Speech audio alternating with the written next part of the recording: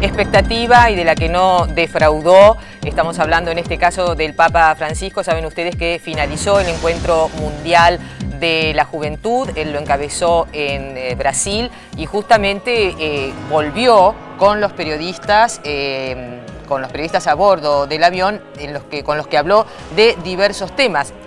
Si nos quedamos en Brasil podemos decir que allí tuvo, y vos lo viste de cerca, una agenda realmente muy nutrida. Nutrida, extensa, un viaje que se extendió casi una semana. Ayer domingo encabezó la misa de clausura de esta Jornada Mundial de la Juventud sobre el paseo marítimo de Copacabana, pero lo que vos decías, continuaron los mensajes y las declaraciones del Papa Francisco, en este caso a bordo del avión con más de 70 periodistas. Así es, habló del lobby gay, del matrimonio igualitario y de los escándalos en el Vaticano.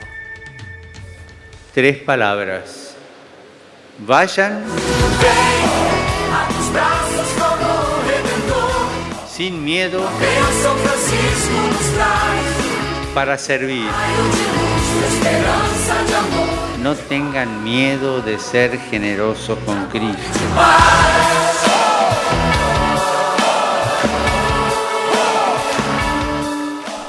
En una conversación de más de 80 minutos con los periodistas que lo acompañaban en el avión de regreso a Roma tras su visita a Brasil, el Papa Francisco defendió a los homosexuales contra la discriminación en respuesta a una pregunta sobre los informes de un lobby gay en el seno del Vaticano. Si scrive tanto della lobby gay. Io ancora non ho trovato nessuno che mi dia la cartella d'identità in Vaticano con gay. Dicono che ce ne sono. Credo che quando uno si trova con una persona così deve distinguere il fatto di essere una persona gay del fatto di fare una lobby, perché le lobby tutte non sono buone. Quello è lo cattivo. Se una persona è gay e cerca il Signore e ha buona volontà, ma chi sono io per giudicarla? Un mensaje que podríamos asociar a lo que llamamos la tolerancia, de la que ya las organizaciones hace mucho tiempo que dejamos de lado el discurso de la tolerancia y empezamos a hablar del respeto, de la igualdad, del respeto a los derechos de todas las personas. Y este mensaje de yo no soy quien para juzgar suena un poco a ese mensaje de tolerancia, de bueno, no me gusta, pero como a veces se decía, uno escuchaba en los debates de matrimonio igualitario, gente decía, pero son personas, cosas que son en realidad una obviedad. Entre los muchos temas abordados, Jorge Bergoglio también calificó como definitiva la prohibición del sacerdocio femenino, aunque aseguró que a él le gustaría que la mujer tuviera más roles de liderazgo en la administración y las actividades pastorales. Bueno, allí decíamos una cargada agenda, inclusive terminó hablando también con unos 70 periodistas en el avión que trasladaba al Papa Francisco desde Río de Janeiro a la ciudad de Roma. Mucho para empezar a analizar. José María Poirier, teólogo, colega periodista. ¿Cómo le va, José María? Gracias por venir esta noche a Visión 7 Central. Nos va a ayudar a entender, José María, estas declaraciones, estas últimas sobre todo, del Papa Francisco. Yo no soy quien para juzgar a un gay. Bueno, fue una pregunta que un colega le realizó en el interior del avión y el Papa respondió. Es cierto, es así. La primera observación creo que es bastante novedoso que Bergoglio, hoy Francisco, haya accedido a charlar durante casi 1 hora y media con más de 70 periodistas, como ustedes señalaban, porque era una dificultad. Él, como arzobispo de Buenos Aires, no concedía audiencias, entrevistas, quiero decir, audiencias para periodistas, y en general decía, no es lo mío, no me siento, entonces, esto ya es una novedad, el hecho de que sienta la exigencia de que tiene que hacerlo, de que hoy está en un rol en que no puede no atreverse a un mano a mano con el mundo periodístico. La pregunta esta, que puede ser interpretada de muchas maneras, está relacionada con lo que había trascendido sobre un lobby gay. Efectivamente. Entonces, eso había trascendido a través de un medio de prensa chileno, que supuestamente eso lo habrían hablado con algunos religiosos en un encuentro internacional en Roma, de manera privada, y habría hablado de un cierto lobby gay presente en el Vaticano, Aquí él dice, bueno, yo no tengo un problema con una persona gay, yo tengo un problema con los lobby. Y lobby es una expresión que él la usa apropiada y no apropiadamente, según se quiera ver, con todos los grupos de presión y de poder. Entonces él dice, yo no quiero un lobby financiero económico, yo no quiero un lobby gay que se me imponga, yo no quiero un lobby clerical que me diga lo que tengo que hacer. En ese sentido, él quiso distinguir entre lo que son grupos de presión, me parece, y lo que puede ser una distancia que él toma de la apreciación personal de las conductas de las personas. Y en ese sentido creo que es importante, él distingue entre las conductas y los delitos. Y en primer lugar, él como delito grave pone el abuso sexual de menores por parte del clero y pone el tema de las finanzas de manera, es decir, la evasión fiscal y la no transparencia en los negocios. Y de hecho habló de una de las personalidades de la administración vaticana que está detenido en Italia por el ingreso de una cantidad de euros de Suiza, el intento de ingreso de Suiza a Italia, lo cual no se correspondía con ninguno de los mecanismos previstos. Rápidamente, luego de esta declaración, yo no soy quien para juzgar a un gay, el Papa Francisco también añadió, la Iglesia no debe marginar. Es decir, lo dejó bien claro, me parece que es un mensaje más que concreto. Hace mucho que no se le escuchaba decir una declaración con estas características al máximo representante de la Iglesia, salvo que usted me corrija. Pero me parece que es la primera vez que un Papa responde a una pregunta como esta, sí, y no la evade. Es así, me parece valioso que no la evada. Creo que era un tema del que no se hablaba, no se debía hablar, como muchos otros. Claro. El de la transparencia económica era otro de esos temas que no se podía hablar. Y él dice, no sé cuánto voy a poder reformar la curia romana y ciertas instancias, pero me lo he propuesto.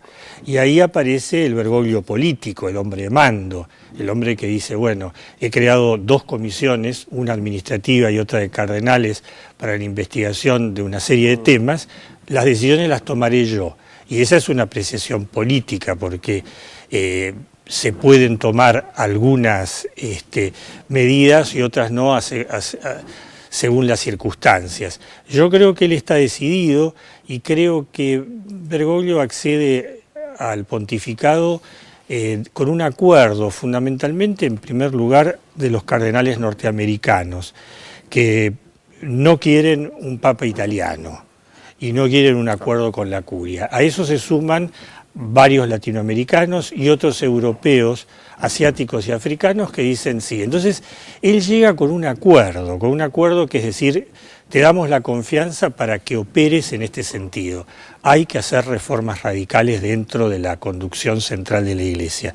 Y no me extrañaría que Bergoglio, después del gesto de Ratzinger, diga, bueno, me doy un tiempo, unos años, y después está abierta la posibilidad de una renuncia. He cumplido la tarea, he hecho lo que me había propuesto, o este es mi tiempo. ¿Qué puede pasar, qué puede pasar con la parte más conservadora de la jerarquía eclesiástica, con un papa tan renovador, por decirlo de una manera? Usted acaba de contarnos que él tiene una red de apoyo y de contención importante, pero también hay sectores de la Iglesia que son mucho más conservadores, que uno dice, bueno, ¿qué reacción tendrán frente a esta apertura, digamos así, al mundo moderno que implica todo lo que está diciendo el Papa, todas sus expresiones, su relación con los medios de comunicación inclusive? Sí, es una pregunta muy interesante y nada fácil, pero yo creo que curiosamente ahí se nos caen un poco los esquemas característicos de lo conservador, de lo tradicional, de lo progresista, porque en realidad si uno lo analiza, Jorge Mario Bergoglio es un hombre de la ortodoxia en el pensamiento. Es un hombre que después él reivindica siempre una gran libertad pastoral. Entonces en ese sentido desconcierta. Yo creo que hay sectores ultramontanos, conservadores en un sentido difícil del término, digamos, no dispuestos al diálogo, que probablemente encuentren dificultades. Pero yo creo que él va a evitar temas que puedan llevar a divisiones muy grandes. Por eso creo que hay algunos temas que él probablemente no trate y deje para otros después. A él le interesa hoy una reforma. Las reformas se han conocido en la historia de la Iglesia fundamentalmente en dos ámbitos. O la reforma protestante, por ejemplo, la reforma de Lutero, la reforma de Calvino, la reforma que después admite la Iglesia anglicana en el seno de Gran Bretaña, o si no, las reformas ad intra, digamos. El gran reformador interno ciertamente fue la figura de Francisco de Asís. Entonces es el hombre que se propone rearmar la Iglesia desde una extrema pobreza de elementos. Si él eligió ese nombre, al menos la intención la está marcando. El logro habrá que verlo. José María, yo la semana pasada decía cuando escuchaba al Papa Francisco hablar de lío que me hizo recordar a aquellas palabras de Juan 23 respecto de las ventanas que se tienen que abrir en la Iglesia. ¿Es muy apresurado pensar que él también está abriendo ventanas? No me parece apresurado, me parece que hay una indicación. Es decir, si hay dos figuras señeras en el papado a las que él está muy atento, son Juan 23 y Pablo VI. Me parece que en ese sentido toma distancia incluso de Juan Pablo II, que fue un hombre muy carismático, pero ciertamente con otra rigidez en los temas. Me parece que en ese sentido Bergoglio se propone, va a necesitar cierta colegialidad, por eso el grupo de consulta.